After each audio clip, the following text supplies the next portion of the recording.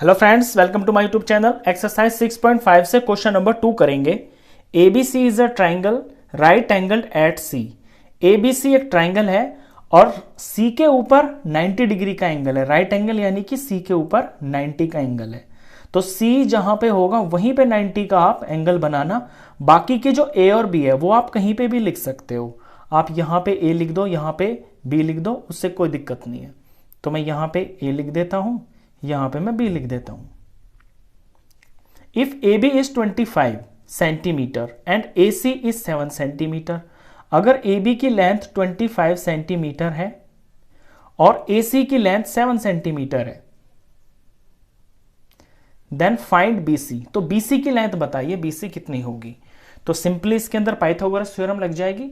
Pythagoras theorem होती है कि किसी भी राइट ट्राइंगल के अंदर जो सबसे बड़ी वाली साइड होती है 90 के सामने, उसका स्क्वायर बाकी की जो दो साइड्स होती हैं जो 90 का एंगल बनाती है उनके स्क्वायर के सम के बराबर होता है।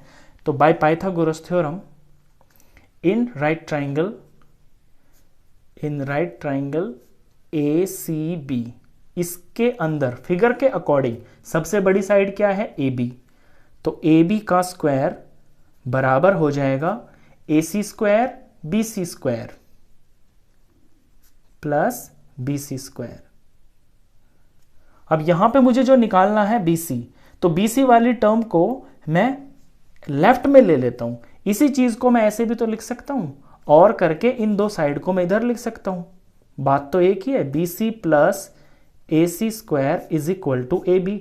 ऐसा मैंने सिर्फ इसलिए किया है क्योंकि इस बार जो साइड मुझे चाहिए ना वो मेरी राइट में आ रही है, तो मैं लेफ्ट में कर लूंगा तो इक्वेशन मेरी ठीक चलेगी आगे।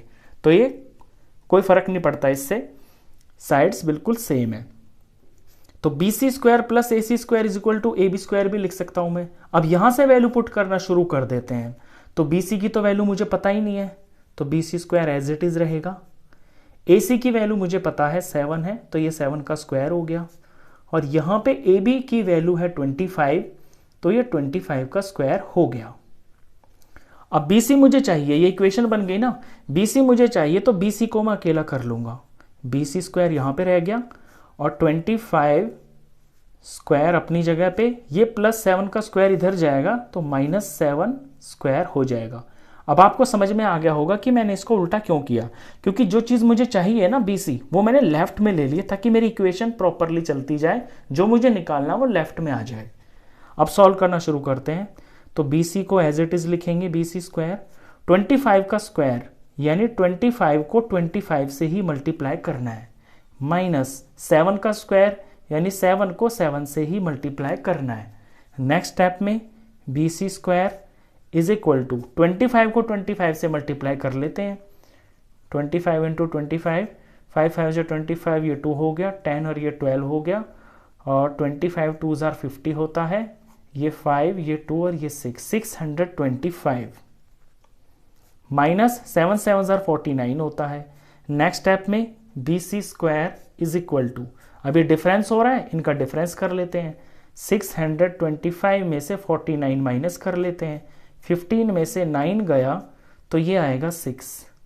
यहाँ पे 11 हो जाएगा, 11 में से 4 गया तो 7 आ गया, यहाँ पे 5 बचेगा तो ये 576 आ गया, 576। अब यहाँ पे आके ये बी सी स्क्वायर है ना, तो इसे आप B C into B C लिख सकते हैं, क्योंकि स्क्वायर का क्या मतलब हुआ कि वो चीज़ 2 बार मल्टीप्लाई है। तो आप इसको ऐसे लिख लें। और यहाँ 576, जब इस तरफ आपका एक ही नंबर आ जाता है फाइनली, फिर इसके आपको निकालने हैं प्राइम फैक्टर्स। तो प्राइम फैक्टर्स निकाल लेते हैं यहाँ पे 576। अब क्योंकि वंस प्लेस पे 6 है तो ये 2 से पूरा डिवाइड हो जाएगा। इसे जब 2 से डिवाइड करेंगे तो ये आएगा 288। यहाँ भी पीछे 8 है और 8 2 से डिवाइड होता है पूरा, तो 2 से ये डिवाइड करेंगे तो ये वैल्यू 144 आएगी। यहाँ पीछे 4 है तो ये 2 से पूरा डिवाइड होगा, ये वैल्यू 72 आएगी। यहाँ पीछे 2 है, 2 से पूरा डिवाइड होगा 36 आएगा।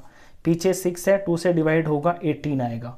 पीछे 8 है, 2 से पूरा डिवाइड आएगा करके 9 आ जाएगा। देखिए 2 से कौन नंबर डिवाइड हो जाते हैं, जिनके पीछे 0 2 4 6 8 होता है ना, वो नंबर 2 से पूरे डिवाइड हो जाते हैं। ये रूल्स ऑफ डिविजिबिलिटी है।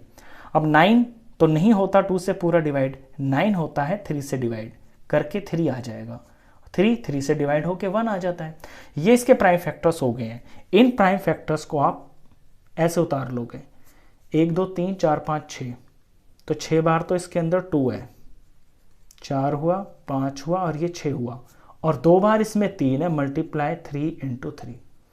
अब यहां आप देख रहे हो कि लेफ्ट में BC का पेयर बन रहा है, BC इंटू BC, तो यहां से सिर्फ मैं एक BC ले लूंगा, क्योंकि मुझे वैल्यू सिर्फ BC की चाहिए, BC स्क्वायर की थोड़ी ना चाहिए, सिर्फ BC ले लिया। अब जब मैंने यहां पेयर में से एक चीज बाहर निकाली है, तो यहां भी तो पेयर में से एक ही बाहर निकालूंगा, तो एक पेयर में से, सेम नंबर के पेयर में से एक बाहर निकालूंगा।